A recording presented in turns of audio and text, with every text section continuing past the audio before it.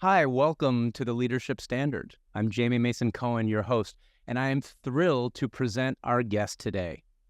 Chip Conley disrupted the hospitality industry twice. New York Times bestselling author and hospitality entrepreneur Chip Conley founded Joie de Vivre Hospitality at age 26 and ran it as a CEO for 24 years.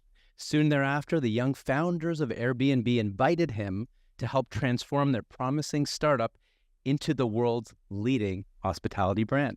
During that time, he became known as Airbnb's modern elder, someone as curious as he was wise. This led Conley to write his fifth book, Wisdom at Work, The Making of a Modern Elder, which makes a compelling case for intergenerational collaboration. Conley is the founder and CEO of the world's first midlife wisdom school, the Modern Elder Academy, MEA, in Baja California, Sur Mexico, and Santa Fe, New Mexico, which I've heard extraordinary things about. And Chip, we're going to get into it. It's become at the top of my bucket list. I've told my wife this year, where thousands of midlifers like me, we'll talk about what midlife means soon, where they've made the pilgrimage to learn how to reimagine and repurpose themselves based upon the science of longevity and the art of living. MEA helps its students understand that midlife doesn't have to be a crisis, but instead can be a chrysalis, a time for shedding and transformation. Conley's seventh book, Learning to Love Midlife, 12 Reasons Why Life Gets Better with Age, which we'll dive into today, and really moved me and inspired me. And I was like feeling the sense of relief and action taking while reading it, chronicles what he's learned from serving MEA students from nearly 50 countries. Chip, it's a real honor to have you on the show. Thank you. Thank you, Jamie. It's great to be here. I'm excited to have this conversation. Wonderful. Can we start before we talk about midlife and, the Modern Elder Academy and how you came to that place? Can we take a step back and can we start at Stanford University? How did that experience shape you? So I was from Southern California, and I went to high school at an inner city high school where, as a white boy, I was a minority, and I loved it. And then I went to Stanford, which is a generally, a pretty affluent school. And so I appreciated that both my high school and my college gave me the full range of experiences. I decided to go straight into Stanford Business School from Stanford undergrad, which is sort of unusual. And partly because I knew that the kind of jobs I was looking for when I was at undergrad were the kind of jobs you had to have an MBA for. So I was lucky enough to be accepted straight in, and worked very closely with Seth Godin, the marketing guru, who is one of my good friends. And we wrote a book together, and we were in the same class together. We were the two youngest people in our business school class. And Stanford prepared me to know that the nice thing about being at Stanford was it's being in Silicon Valley. The focus on entrepreneurial pursuits is woven into the fabric of the school. So the fact that I, 2 years out of Stanford Business School, decided to start one of the first boutique hotel companies in North America called Joie de Vivre was, it was partly because I was a Stanford grad, and I felt really comfortable with the idea of starting a company, even though I had no experience in hotels and I was just 26 years old. Joie de Vivre, it is a name that also is a mission statement of your brand, correct? Well, first of all, I love talking to Canadians because at least they know how to pronounce it and what it means. I love it.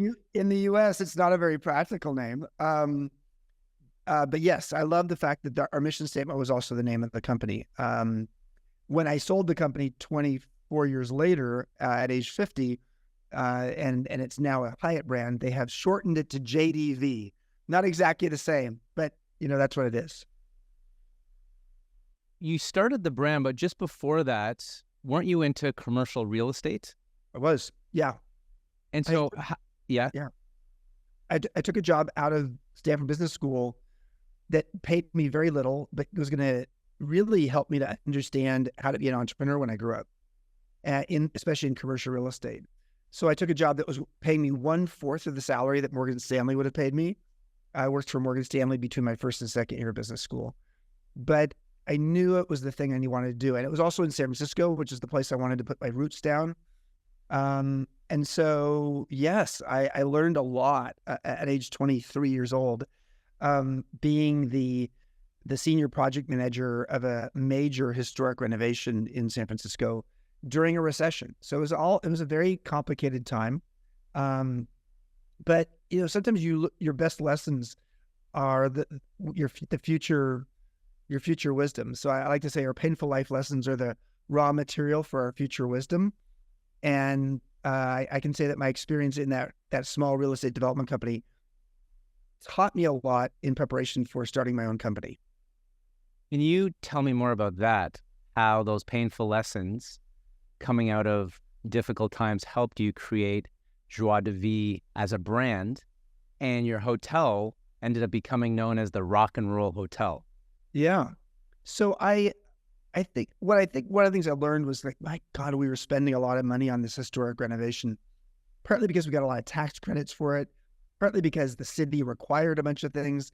So I think one of my key lessons that I took away from that was like, wow, when in doubt, try to find something where you could put lipstick on a pig, meaning do something that's cosmetically an upgrade as opposed to major infrastructure.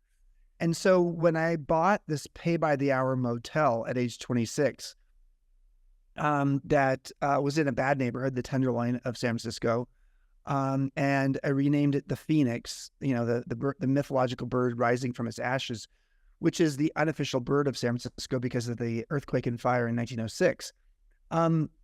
I looked for a property that didn't need to take a lot of renovation. So, Jamie, I bought the property for $800,000 on an acre of land, 44 rooms. Now it was on a 40-year lease, so I didn't own the actual land. And in fact, the lease is coming up next year, so it shows how long I've owned it. But I only spent $200,000 in renovating it, and I look back at that now and like it takes $200,000 to renovate your kitchen in San Francisco. That's right. Your basement, to renovate a whole hotel and 44 guest rooms, etc. I just laugh at it now.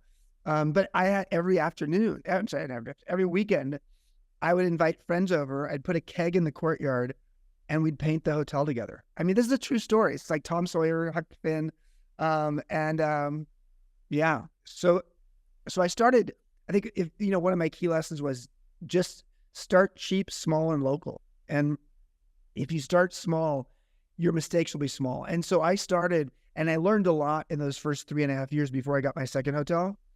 And if I tried to do something much bigger to start with, my mistakes would have been much larger and maybe might have sunk the company and my financial situation. But as it turns out, this worked out pretty well. Ultimately, we created 52 boutique hotels around California.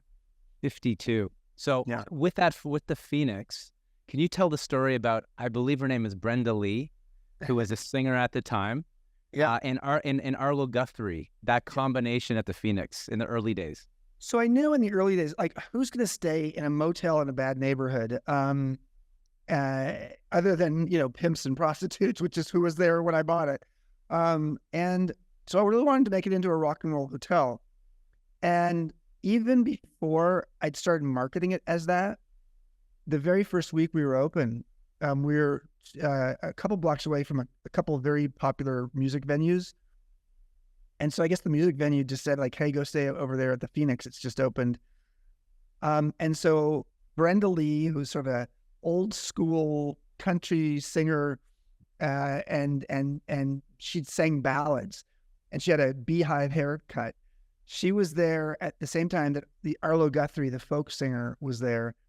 And I knew, based upon the fate of having two musicians who are sort of over the hill, but they were still known, staying in my hotel, I knew something was right. And so over the course of the next, however many years, that hotel tended to get musicians on the way up, Pearl Jam, Nirvana, Red Hot Chili Peppers, and band and musicians on the way down. Arlo Guthrie, Brenda Lee, Chubby Checker, Devo. I mean, so we got them both. So it was great.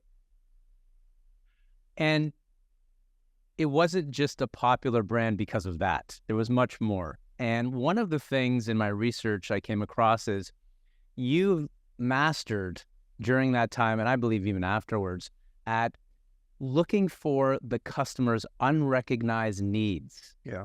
And really zoning in on that, not just at the Phoenix, but I think it's called the Vitale, Yep.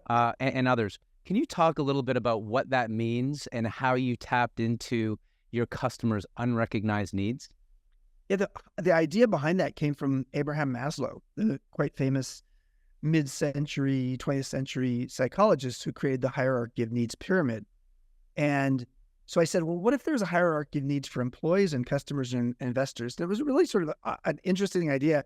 Little did I know that it was something that Maslow was thinking about later in his life. He died, unfortunately, at age 62. So he never really got to pursue it very much.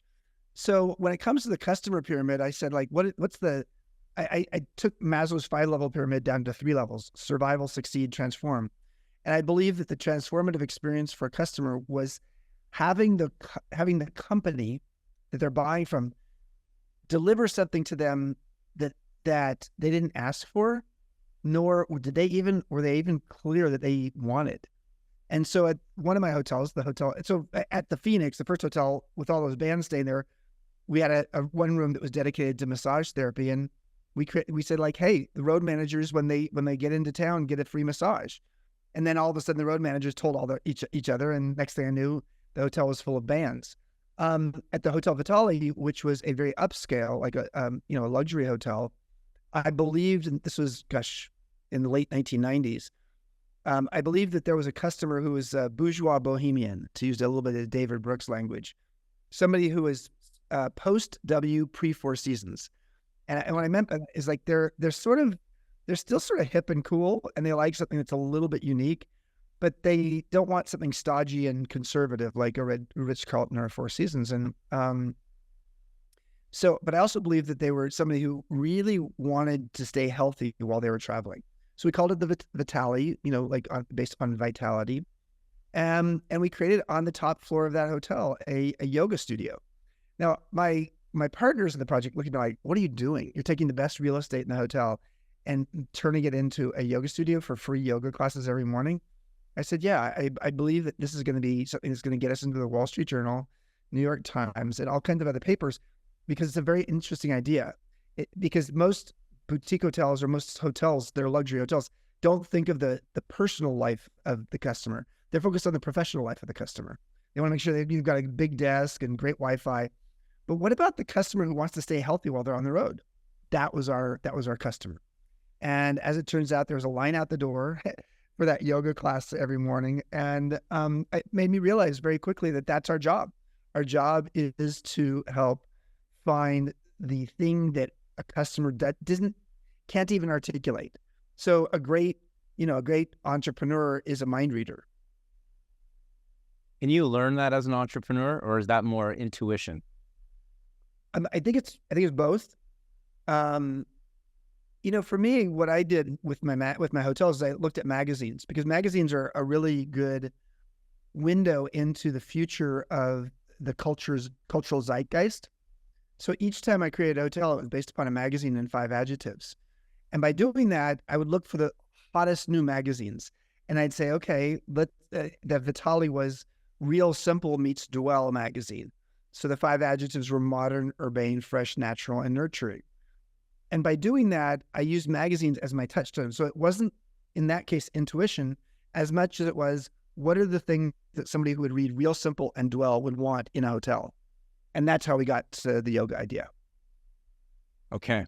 So you were like the Michael Jordan of boutique hotels, right at the top of your game, 26 years in at 50, close to around 24 years in, I was 50.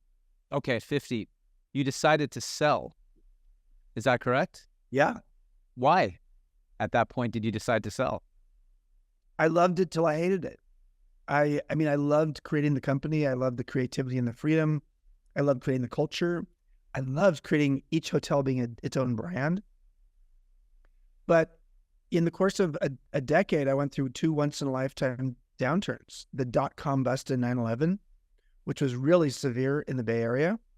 and that was our headquarters. All of our hotels were in California, and then the Great Recession, and it was the combination of those two that woke me up. And I had an NDE, a near-death experience where I died 9 times in 90 minutes due to an allergic reaction to an antibiotic. And I think just more than anything, I was at a place in my life where I said, I don't want to live this way anymore. So as much as I loved it, I also knew it was time for me to move on at a time where it was really hard to move on, because who was going to want to buy my company at the bottom of the Great Recession? So it took 2 years, but I was able to get there. I sold it for a lot less money than I could have sold it a few years later, but it gave me the space to have what I call a midlife atrium, time to reflect and imagine what was next for me. And within 2 years, I got a call from the 3 young founders of Airbnb with their little tech startup saying, hey, Chip, we want to be the most valuable hospitality brand in the world, and you're the person who could help us. And that's how my next era came along. So can we stay there for a moment before we move forward and talk a little bit about what that was like for you?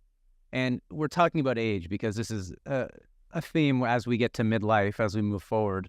I like where we're going here. So at 52 years old, after being on top of your game as an entrepreneur for decades, you get a call from these young founders who are starting up what became Airbnb. It was Airbnb. It was Airbnb, and it had some evidence that it was growing quickly, but I still thought the idea sucked. I mean, I just like, really? People are staying in each other's homes? Like, why don't they stay in a hotel or a motel? Or, there's all kinds of choices there. But once I really spent some time with Brian, who's the co-founder and CEO, and looked at some of the numbers and started talking to some of my millennial friends, I'm a boomer, and hearing from them about why they liked Airbnb so much, I said yes. I said I'll give you 15 hours a week, and within a month it was 15 hours a month, 15 hours a day, and that's when I said, you got to pay me, guys, because I'm committing to this. I'm going to clear my plate so that I can do this 70 hours a week with you guys, and I'm glad I did, because I spent 7.5 years, 4 years full time, and 3.5 years part time as their primary strategic advisor to taking the company up to doing its IPO that made it the most valuable hospitality company in the world.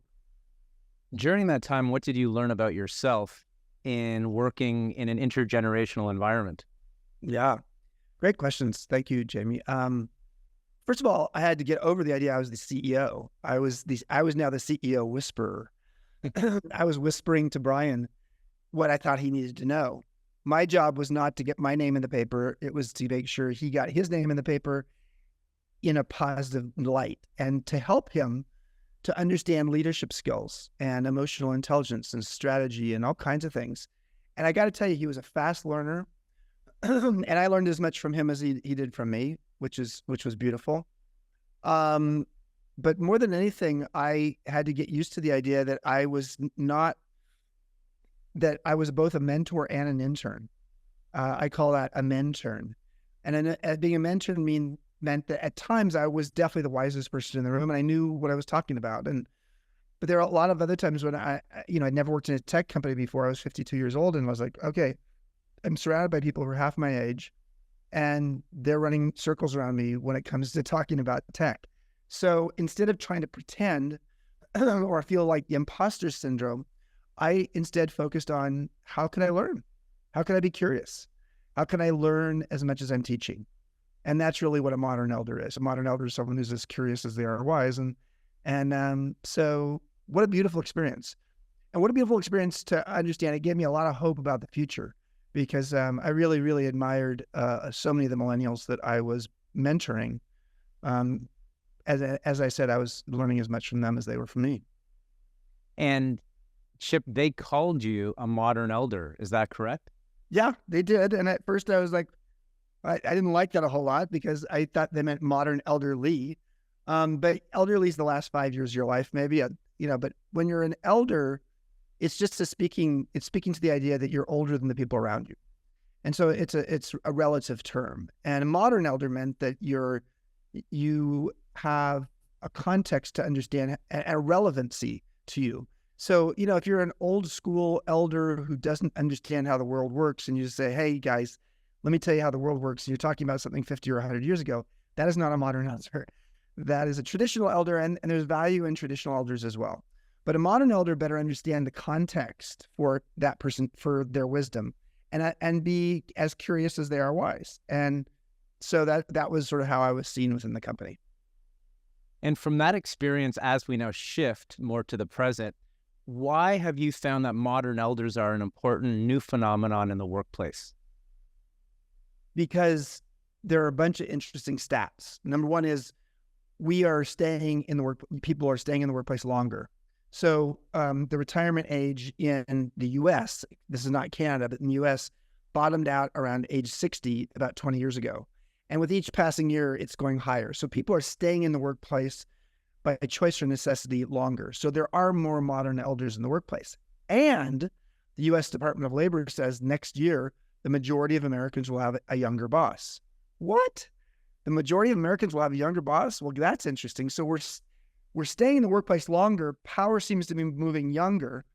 And so we need to figure out, how do we create some intergenerational collaboration with 5 generations in the workplace for the first time?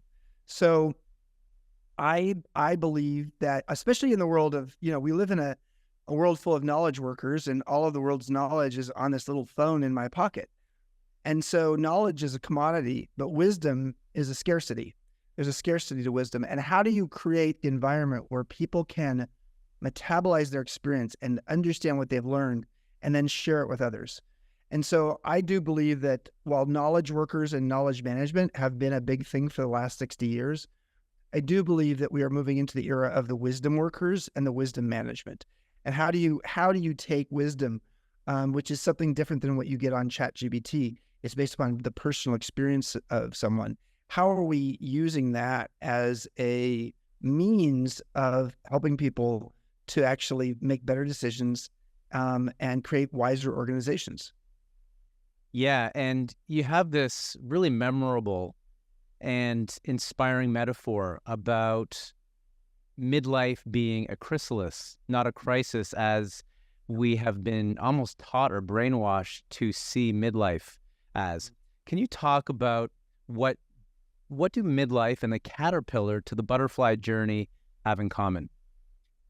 Well, I wouldn't have known this 10 years ago, but I've done so much research in the last 10 years on midlife, and to understand it and understand the social science research, and talk to 5,200 people who've gone through our MEA program from 50 countries. And so what I've come to learn is the following: is there's something called the U curve of happiness.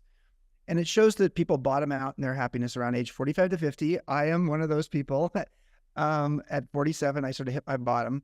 And then with each passing decade after age 50, we get happier and happier. Interesting. And then I learned from Becca Levy at Yale that when she did her research, that when people shift their mindset on aging in midlife from a negative to a positive, and think that maybe getting older is actually going to be better for them, and the U curve of happiness suggests they're going to be happier, that they actually gain 7.5 years of additional life. So it was those two variables that got me to thinking, like, wow, what if midlife is not a crisis, but it's a chrysalis? It's a time of transformation, because the midlife for the butterfly is the chrysalis, and it is dark and gooey and solitary, and there is liquefaction going on. But on the other side of that, this, beautiful winged creature, the butterfly, comes out and starts pollinating its wisdom in the world as a modern elder. And so I like the metaphor, not just because it sounds like crisis and chrysalis sound very similar, but I like it because it seems very accurate to helping people to realize, whoa, what if the midlife is really the opportunity for you to make some major changes in your life, as I did, selling my company, or as someone else does by getting divorced, or by someone else does by deciding to change where they're going to live once they're an empty nester.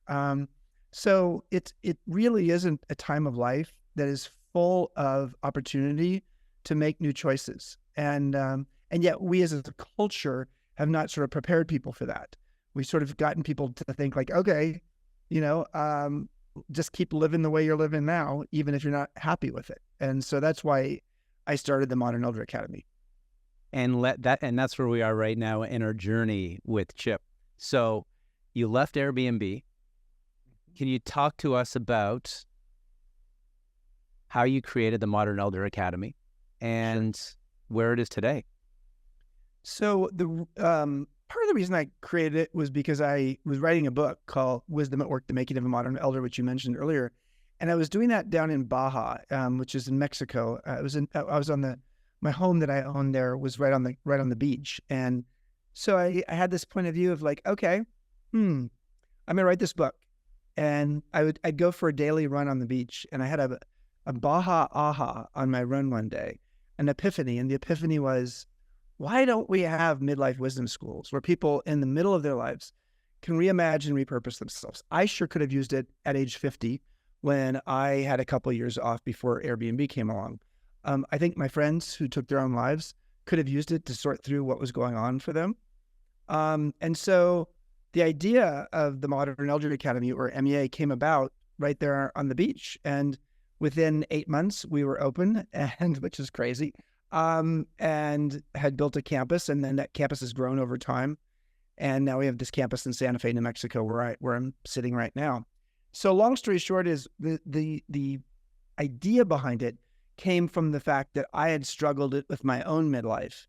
And when I was at Airbnb, I saw a bunch of people in midlife who are much older than the rest of the employees, who were trying to actually hide their age through Botox or other kinds of methods. And they would lie about their age. And I was like, what's going on here? Like, and I understood it though, because there is a lot of ageism in Silicon Valley, especially in the technical side of the office. And so, yeah, that's how MEA came about. And we really have 4 pieces to the program.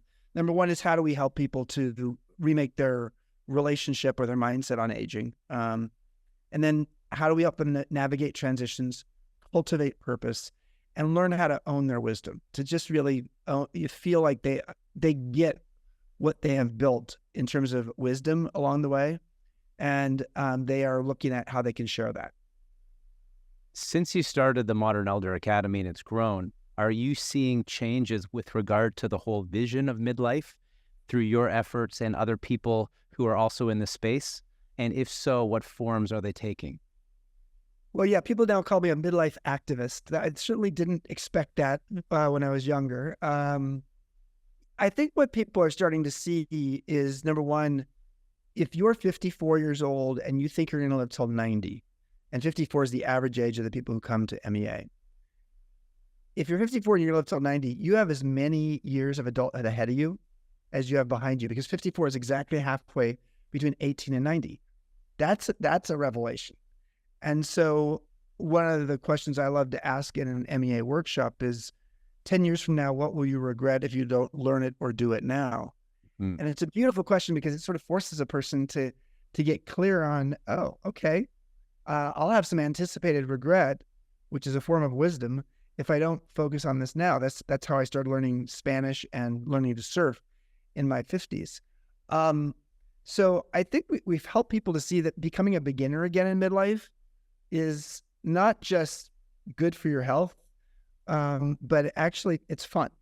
And I think we've also helped to show that today's corporation could use more intergenerational collaboration. Can you use both the younger, brilliant technologists along with the midlife or older modern elders, because our brains are different. A young brain has fluid intelligence. It's fast and focused. And an older brain has crystallized intelligence, and it actually has systemic, holistic thinking. It connects the dots. So if you have a team full of younger and older people, you get the best of both worlds in terms of brains. And so I've been out there beating the drum, and MEA has become sort of famous, and therefore that's been good. It means we have a lot of people, a lot of companies coming in, doing our leadership programs and things like that. Can we do a speed round of questions where the answers can be as short and to the point as you feel appropriate? Yep. What makes you happy? My sons, who are 12 and 9. If there's one lesson you've learned at this stage in your life, it's fill in the blank. Oscar Wilde's advice, be yourself, everyone else is taken. What does it mean to be an effective leader today based on your studies and your own experiences? Authenticity in leadership is essential. Authenticity creates trust, and it also allows other people to be authentic as well. If you had one piece of advice to give people from everything you've learned in business and in life, what would that be? Choose your friends wisely, because they will have a huge influence on your mindset and how you see the world. If you were interviewing Chip Conley, what would you ask him that we haven't covered yet? What have you learned from your biggest failures? And how do you define failure? Which I define as a noble experiment. And if I had to answer that question, I would say, I think some of my biggest failures have been when I listened to too many other people, and diluted the vision that I had, to a place where it lost its potency. Can I ask you a brief question about health? Yeah. I've read that you are dealing with cancer. Yes.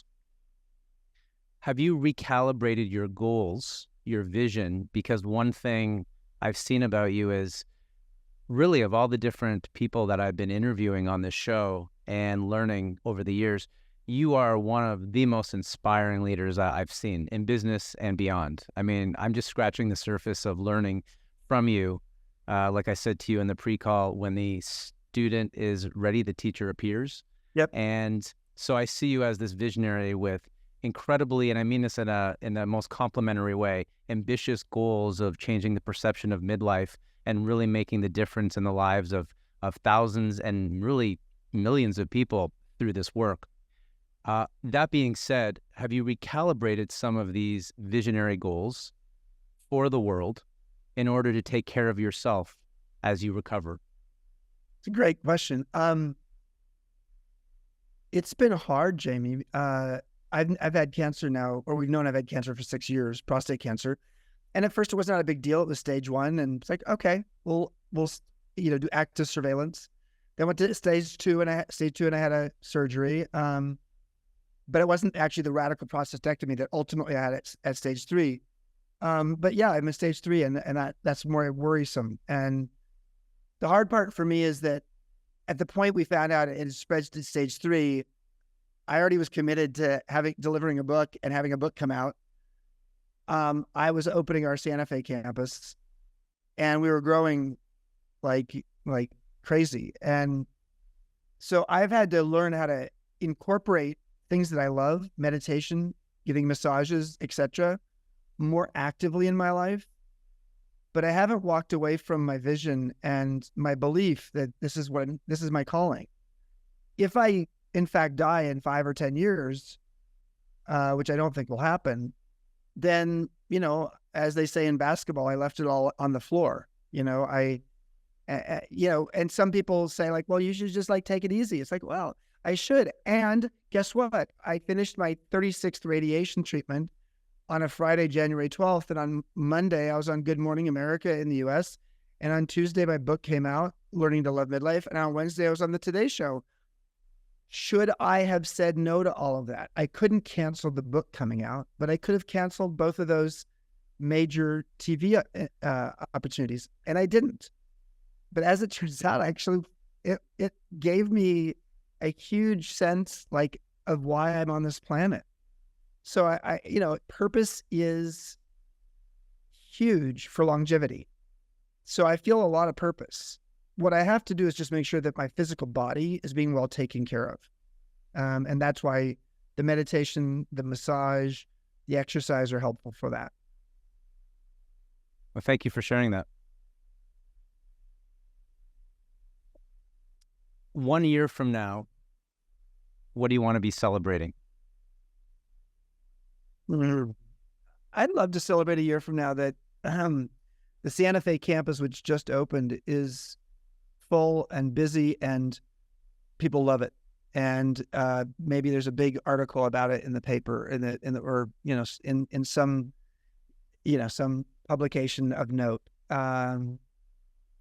Because in many ways, I've poured a lot of money and energy into this, and so I'd love to be able to see that it's living up to its potential. And who would be the ideal person or customer, if I would use that term, to check out and participate in a Modern Elder Academy? Oh my God, there's so many. There's so many people in midlife. I mean, everybody from Brené Brown, she could be teaching here, but I think she would love it because she's called Midlife and Unraveling, and I think that describes this. Who else? Oh, I mean, J-Lo and Ben. They need to come here for one of our couples workshops. They're both in midlife. Yeah, I mean, anybody who is at that stage in their life. We have Elizabeth Gilbert coming to teach here in the fall, but she would be a great student here. The woman who wrote Eat, Pray, Love, because she fits our age demographic, and she's constantly remaking herself. Well, Chip, thank you so much for your time today. I ran to literally finish the book, Learning to Love Midlife, 12 Reasons Why Life Gets Better with Age. And I said to my wife, Karen, and we're both midlife parents, I need this. I want this. This is the type of work that is not just transformative for ourselves, but really helps those around us to be truly seen for who we are, to be the best version of ourselves. And if you want to learn more about MEA, yeah, which is now on the top of my bucket list, like I told Chip, I just have to find some time and space within my schedule, in my kids' schedule and my work schedule to make it happen. You can go to, and please correct me if I'm off here, www.meawisdom.com. That's www.meawisdom.com. Yep.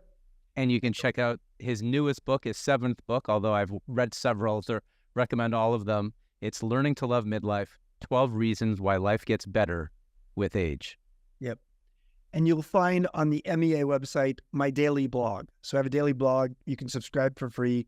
And if any of what I've talked about today is interesting to you, you might enjoy a microdose of wisdom every morning from me by email.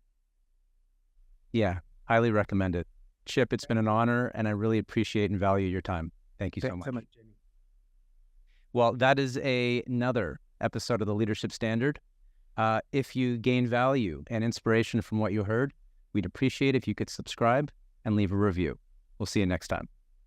Thank you for tuning in to this episode of The Leadership Standard, brought to you by Tech Canada. To learn more about Tech Canada and how we support CEOs and business leaders like you, visit tec-canada.com. Until next time, keep leading with excellence.